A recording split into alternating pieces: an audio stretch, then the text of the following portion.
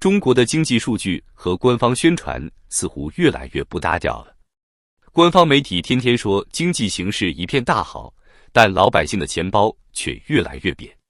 今天我们就来聊聊中国当前的经济和社会状况，看看究竟是怎么回事。最新的经济数据显示，中国通胀压力似乎有所缓解，但经济增长动力仍然不足。国家统计局公布的2024年8月份数据显示，全国居民消费价格指数同比上涨 0.6%。乍一看，这个数字似乎相当温和，但仔细分析就会发现一些令人担忧的趋势。食品价格成为推动 CPI 上涨的主要因素。8月份，食品价格同比上涨 2.8%， 其中鲜菜价格飙升 21.8%， 猪肉价格上涨 16.1%。这种情况下，老百姓的菜篮子负担明显加重。一位北京的家庭主妇抱怨说，现在买菜都要精打细算，感觉钱越来越不经花了。然而，非食品价格仅上涨 0.2%， 反映出整体需求仍然疲软。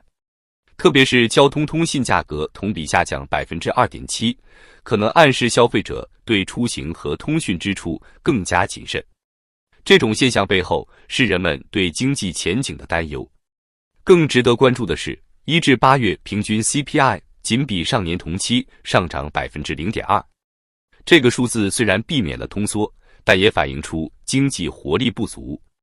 一位经济学家指出，如此低的通胀率说明总需求不振，经济增长动力不足。从环比数据来看，8月 CPI 环比上涨 0.4%， 主要由于食品价格上涨 3.4%， 但非食品价格环比下降 0.3%， 服务价格环比下降 0.1%， 反映出消费需求可能在走弱。特别值得注意的是，与民生密切相关的几个类别表现不一。教育、文化娱乐、医疗保健价格同比均上涨 1.3%， 可能给一些家庭带来额外负担。而居住价格同比持平，似乎印证了房地产市场的低迷状态。这些数据反映出中国经济面临的复杂局面，一方面，食品价格上涨给普通家庭带来压力，另一方面，整体需求不足又制约了经济增长。一位消费者无奈地说，工资涨不了多少，但柴米油盐样样在涨，日子越过越紧巴。政府正试图通过各种措施刺激消费，提振经济，但效果似乎并不明显。一位零售业从业者表示，即使搞促销活动，顾客也不像以前那样热情了。大家都在捂紧钱包，为将来做打算。说到老百姓的钱包，我们再来看看就业形势。官方公布的城镇调查失业率为 5.2%， 但这个数字恐怕很多人都不信，因为它不包括农民工、灵活就业人员等群体，实际失业率可能要高得多。有网友在社交媒体上吐槽说，我身边的朋友10个里面有3、4个失业或者半失业状态，哪来的 5.2%？ 还有人说，大学生都找不到工作，失业率才 5.2%， 打死我也不信。确实，今天的就业形势特别严峻。据教育部数据，2024届全国高校毕业生规模达1179万人，再创历史新高。但企业招聘需求却在下降，很多毕业生找不到工作。一位刚毕业的大学生小王说，我投了上百份简历，连个面试机会都没有。现在只能靠家里接济，每天刷短视频打发时间。不仅是应届毕业生，很多有工作经验的人也面临失业风险。互联网大厂裁员，房地产企业倒闭，外贸订单萎缩，这些都导致大量人员失业。一位从事外贸工作10年的张先生说，我们公司的订单量比去年同期下降了 40%， 已经裁掉1/3的员工了。每天上班都提心吊胆，不知道哪天就轮到自己。失业问题的背后是中国经济结构转型的阵痛，但问题是，新的就业岗位并没有及时跟上。政府提出要大力发展数字经济、绿色经济，但这些新兴产业能创造多少就业岗位还是个未知数。与此同时，社会保障体系也跟不上，失业保险覆盖面有限，很多失业人员得不到及时救助。一位失业在家的李女士说：“我交了10多年的社保，现在失业了才发现领不到失业金。原来要连续缴费满24个月才行，我中间换工作有几个月断缴，就不符合条件了。就业难题直接影响到老百姓的收入和消费能力。”据国家统计局数据，今年上半年全国居民人均可支配收入实际增长 5.8%， 但很多人质疑这个数据的真实性。有网友调侃说：“我的收入怎么不增反减了？是不是我不小心把钱捐给国家了？”实际上，不少行业的工资水平确实在下降。以互联网行业为例，曾经动辄几十万年薪的程序员，现在很多人工资缩水1/3，甚至更多。收入下降，但物价却在上涨。虽然 CPI 涨幅不高，但老百姓感受最直接的食品价格涨幅明显。去菜市场买菜，总觉得钱包里的钞票变得不经花了。一位退休老人抱怨说：“以前100块钱能买一大堆菜，现在只能买几样。养老金涨幅赶不上物价涨幅，日子越过越紧巴。”说到养老，这也是让很多人头疼的问题。人口老龄化加速，但养老金收支缺口却在不断扩大。有专家预测，到2035年，中国或现养老金总缺口 62.6万亿元。面对如此庞大的缺口，政府该如何应对？目前的做法是延迟退休年龄，但这招引发了不少争议。有人说，我们辛苦工作一辈子，好不容易熬到退休，却又要被迫多干几年，这不是变相剥削吗？也有人担心，年轻人就业都难，老年人在推迟退休，岂不是更加剧就业矛盾？养老难题背后是中国人口结构的失衡。全面放开3孩政策后，生育率不升反降。2022年，中国出生人口只有956万，创1950年以来新低。不结婚、不生孩子成为很多年轻人的选择。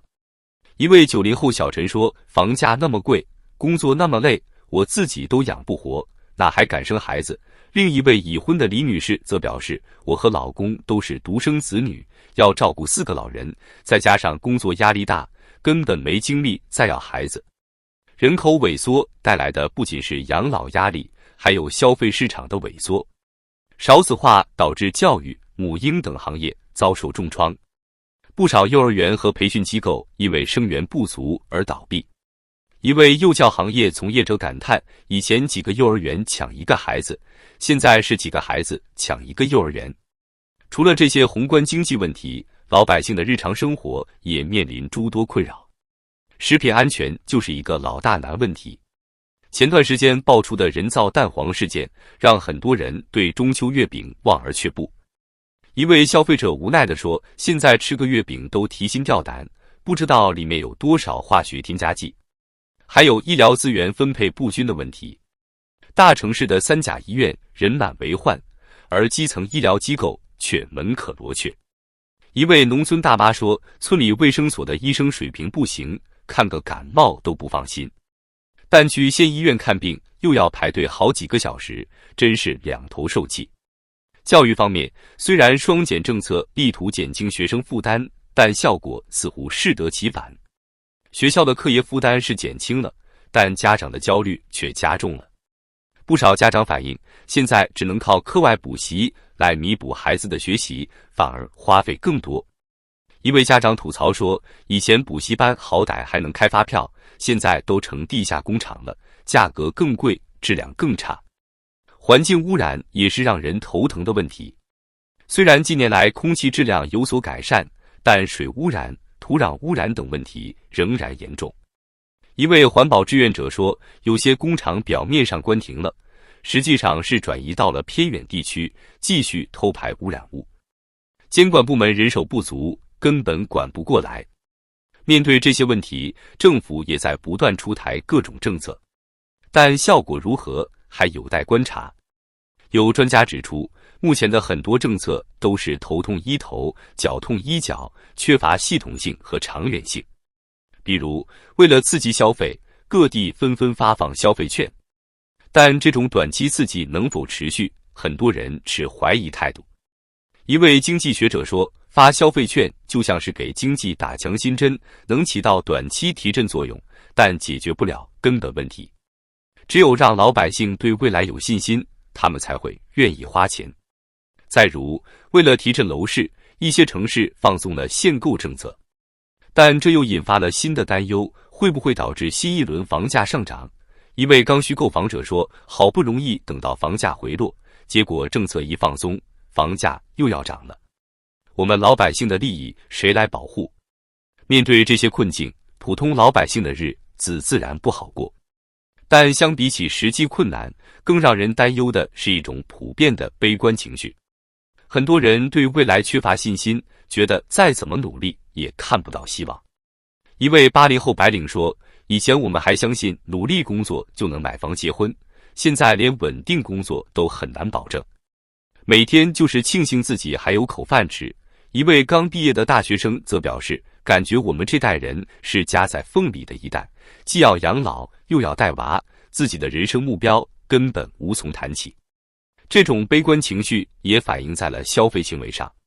数据显示，今年以来居民储蓄大幅增加，但消费意愿却在下降。很多人选择囤积现金，以应对可能的失业风险。面对这种情况，有专家呼吁政府要采取更有力的措施，提振民众信心。但具体该怎么做，似乎还没有很好的办法。毕竟，信心这种东西是建立在实实在在的获得感之上的。如果老百姓的钱包始终瘪着，再多的口号也难以让人相信生活会变好。